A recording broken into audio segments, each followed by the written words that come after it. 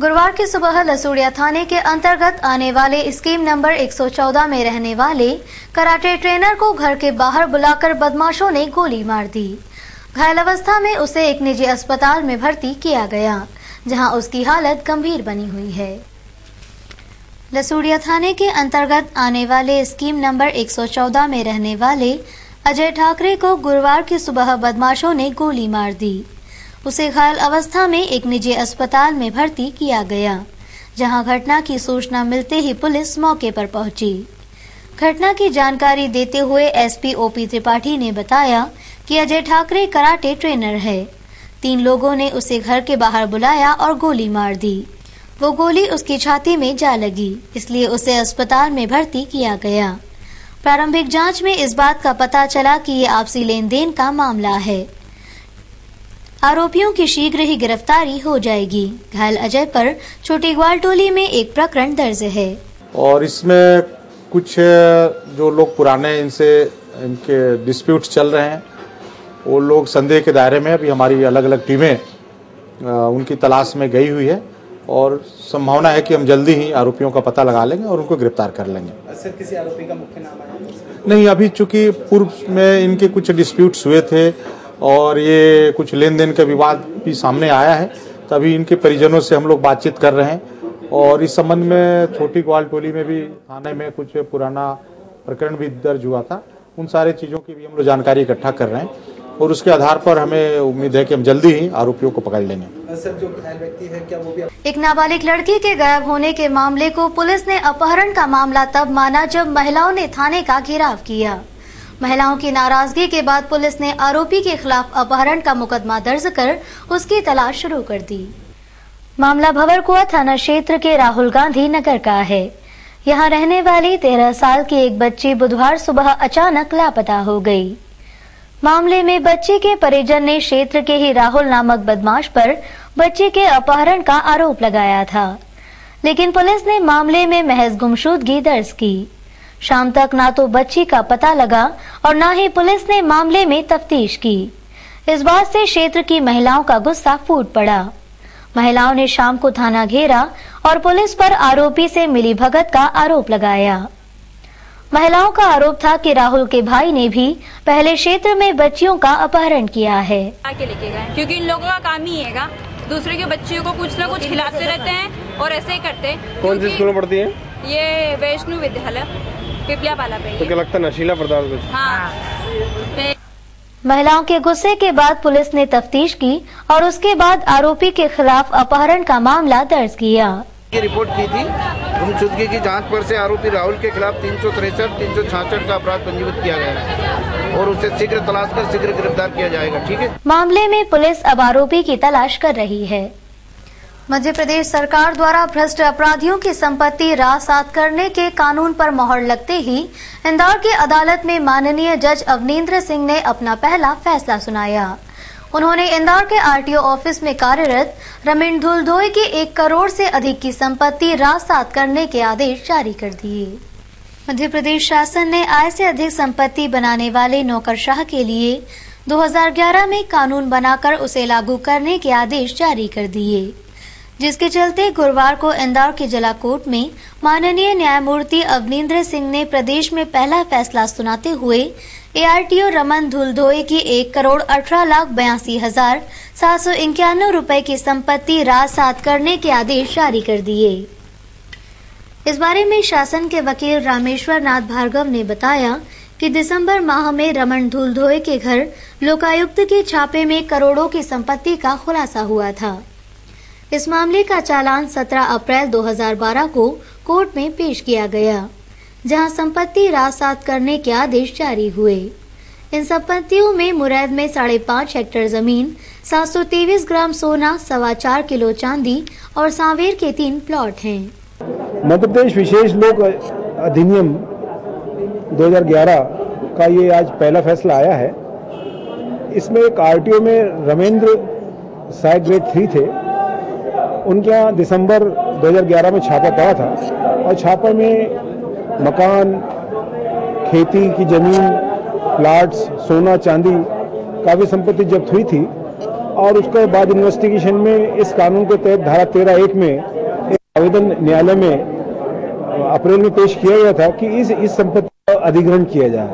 उस अधिग्रहण की कार्रवाई का आज फैसला आया है और उसमें उसकी 1,18,42,791 रुपए की संपत्ति का वैल्यूएशन मान के उसको अधिग्रहण के आदेश पारित किए हैं। कौन कौन सी संपत्ति है उसमें कृषि भूमि है मरोद में करीब 5.557 हेक्टेयर, उसमें शेड बने हैं, मकान बने हैं, 3 सावेर में प्लाट है और रानीपुर में मकान है, जगजीवन राम नगर में मकान है। 723 ग्राम करीब गोल्ड था उसमें और 4.25 किलो करीब चांदी थी। इसका सबका वैल्यूएशन करके आवेदन पेश किया गया था। खंडवा रोड का फार्म हाउस नहीं, इसमें मरोद की जमीन है और सांवेर के प्लाट है। सर ये बताइए कि अब चूंकि राज्य विशेष कोर्ट ने इस तरह का ऑर्डर दिया है तो कितने दिन में संपत्ति इसमें सरकार के पास चली जाएगी और क्या इसमें अपील का कोई प्रावधान है? 30 दिन के अंदर शासन के पास में संपत्ति चली जाएगी और इस आदेश के 30 दिन के भीतर ये माननीय उच्च न्यायालय में अपील भी कर सकते हैं, ऐसा कानून में प्रावधान है। 15वीं बटालियन में मध्य प्रदेश का 57वां स्थापना दिवस बड़ी धूमधाम से मनाया गया। इस अवसर पर कई सांस्कृतिक कार्यक्रम आयोजित किए गए। समारोह के मुख्य अतिथि उद्योग मंत्री कैलाश विजयवर्गीय थे। गुरुवार को 15वीं बटालियन में मध्य प्रदेश का 57वां स्थापना दिवस प्रदेश के उद्योग मंत्री कैलाश विजयवर्गीय के मुख्य आतिथ्य में बड़ी धूमधाम से मनाया गया। इस अवसर पर सांस्कृतिक कार्यक्रम आयोजित किए गए।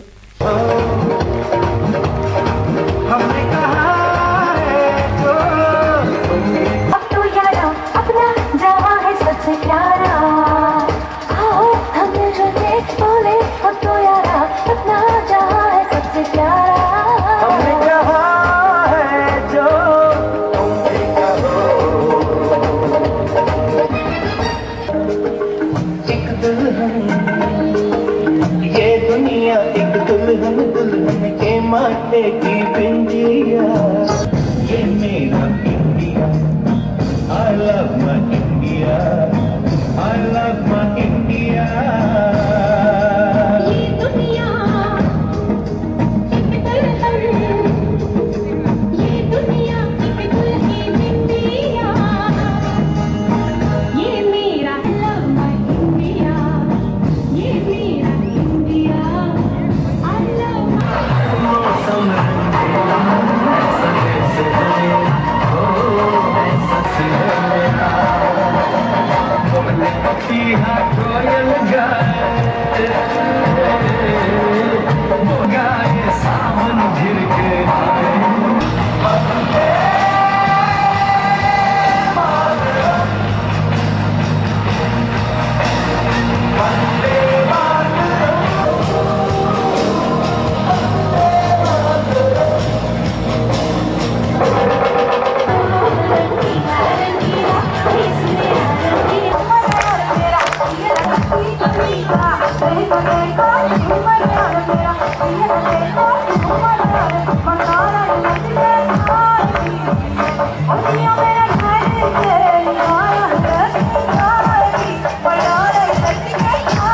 उद्योग मंत्री ने कांग्रेस को आड़े हाथों लेते हुए कहा कि मुख्यमंत्री ने प्रदेश को देश के अन्य राज्यों से अग्रणी ला दिया। अगले 5 सालों में प्रदेश की तस्वीर सबसे अलग होगी। देखिए, एक हम सब मध्य प्रदेश वासियों के लिए सबसे बहुत गर्व की बात है कि माननीय शिवराज जी के नेतृत्व में जिस तरीके से मध्य प्रदेश बीमारू राज्य से उभर कर एक विकसित प्रदेश की ओर कदम बढ़ा रहा है, तो ये एक बहुत अच्छा अवसर है। और मध्य प्रदेश स्थापना दिवस के अवसर पर मैं माननीय मुख्यमंत्री जी को भी बधाई देता हूँ, प्रदेश की जनता को भी बधाई देता हूँ कि माननीय मुख्यमंत्री जी के नेतृत्व में जिस तरीके से प्रदेश ने प्रगति की है।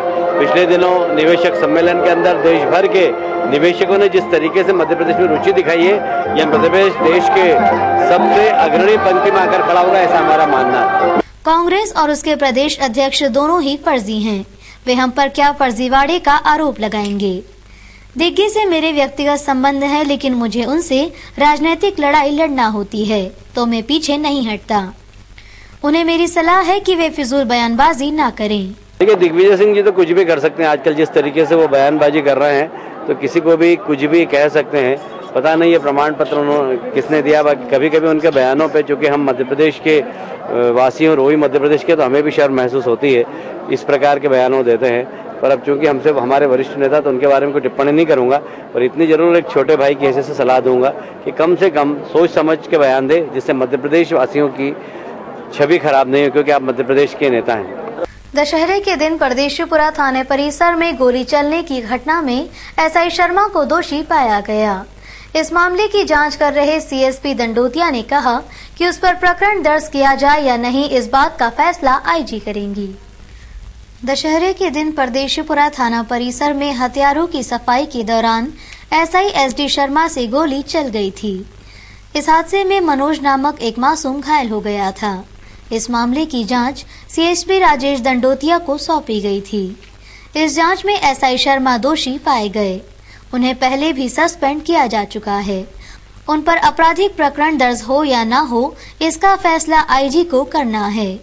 इस बारे में सीएसपी का कहना था, ये जो दशहरे के दिन ये जो दुर्घटना हुई थी, इसमें जो प्राथमिक जांच थी वो डीआईजी साहब ने मुझे दी थी। इसमें जांच के दौरान, प्राथमिक जांच के दौरान जो फरियादी था जिसको गोली लगी थी, उसके भी स्टेटमेंट लिए गए। इसके अलावा जो उस समय स्टाफ मौजूद था उसके भी स्टेटमेंट लिए जाकर और इसमें जांच कंप्लीट की गई। प्राथमिक जांच में मूलतः ये पाया गया है कि जो सफाई के दौरान सब इंस्पेक्टर सुखदेव शर्मा, जो कि यहाँ परदेशीपुरा थाने में पदस्थ है, और पिस्टल की सफाई कर रहे थे दिन के समय, और पिस्टल की सफाई करने के दौरान ये जो दुर्घटना घटित हुई थी। इसमें उनकी लापरवाही पाई गई है प्रथम दृष्टया प्राथमिक जांच में, क्योंकि जिस तरह से जो नियम है शस्त्र को होल्ड करने के, शस्त्र की सफाई करने के जो नियम है, उसको सुरक्षित दिशा में और ऊपर की ओर उसका बैरल किया जाता है, जो कि अगर पिस्टल की बैरल अगर ऊपर की जाती तो निश्चित रूप से घटना घटित नहीं होती, लेकिन उनको द्वारा इन नियमों का पालन नहीं किया गया है।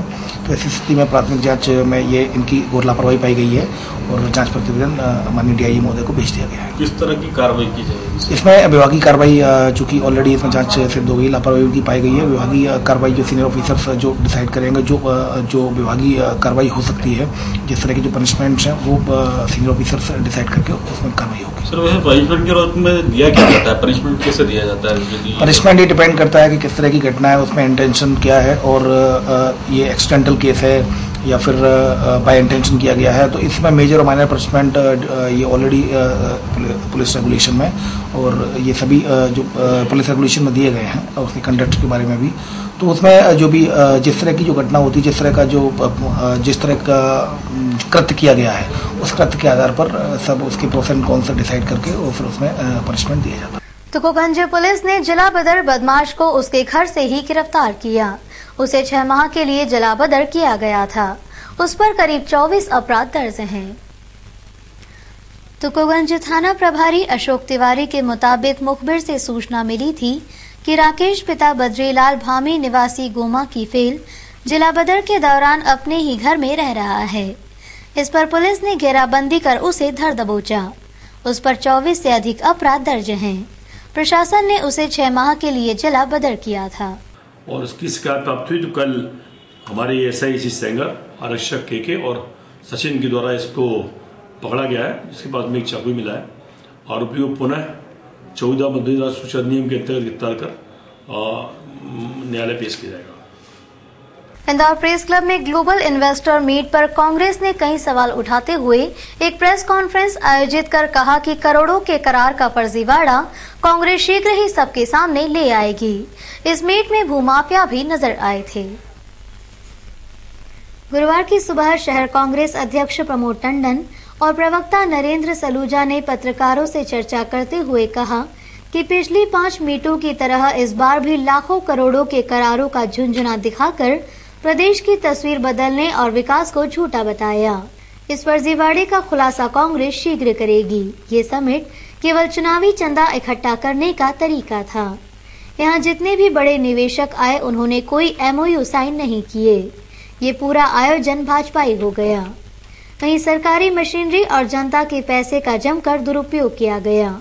इस समिट में कई भूमाफिया भी शरीक हुए थे।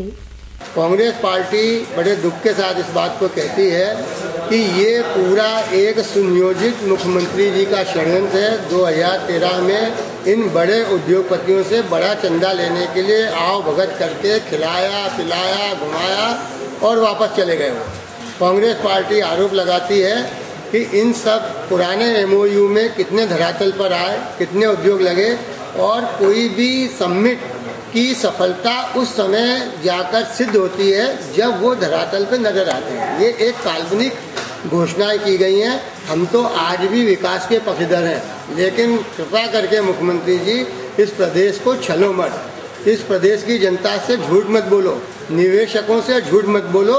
आने वाले समय में इस समिट पर कितने करोड़ रुपया खर्च हुआ उसकी भी RTI से हम जानकारी निकालकर आप सबके सामने प्रस्तुत करेंगे। नदी जोड़ो अभियान के तहत गुरुवार की सुबह विधायक जीतू जिराती के नेतृत्व में देवगुराड़िया से अन्नपूर्णा मंदिर तक कलश यात्रा निकाली गई, जिसमें हजारों महिलाओं के साथ भाजपा के प्रदेश अध्यक्ष, उद्योग मंत्री सहित भाजपा के अनेक नेताओं ने शिरकत की। सन 1972 में भाजपा के वरिष्ठ नेता अटल बिहारी वाजपेयी ने नदी जोड़ो अभियान चलाया था। गुरुवार को इसे राव के भाजपा विधायक जीतू जिराती ने सार्थक कर दिया। गुरुवार की सुबह देवगुराड़िया से अन्नपूर्णा तक एक कलश यात्रा निकाली गई, जिसमें हजारों महिलाएं अपने सर पर कलश लेकर चल रही थी। इस यात्रा में प्रदेश अध्यक्ष प्रभात झा, उद्योग मंत्री कैलाश विजयवर्गीय सहित भाजपा के कई नेताओं ने शिरकत की। यात्रा में उद्योग मंत्री अपनी चिर परिचित शैली में भजन गाते चल रहे थे।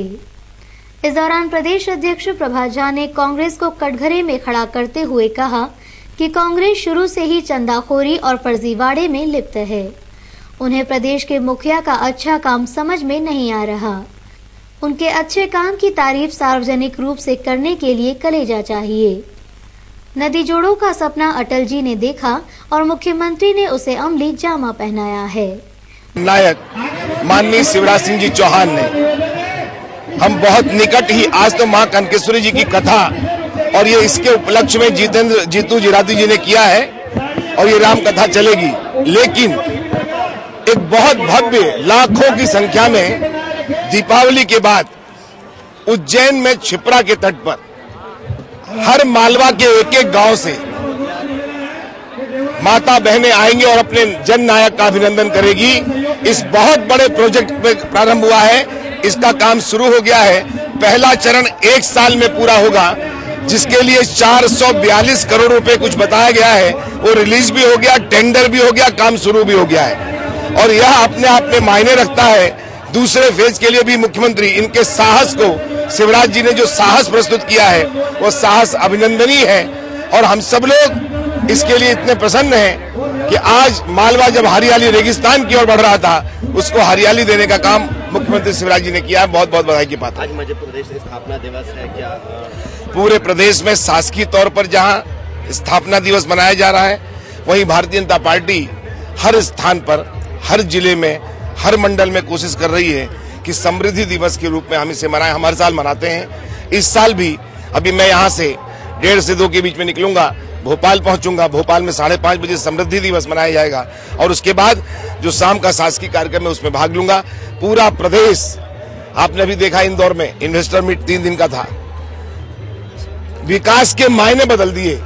हर आदमी गौरव महसूस करता है और यह उपलब्धि मध्य प्रदेश की भाजपा सरकार और उसके मुखिया माननीय शिवराज सिंह जी चौहान को दिया जा रहा है। कांतिलाल भूरिया ने फर्जी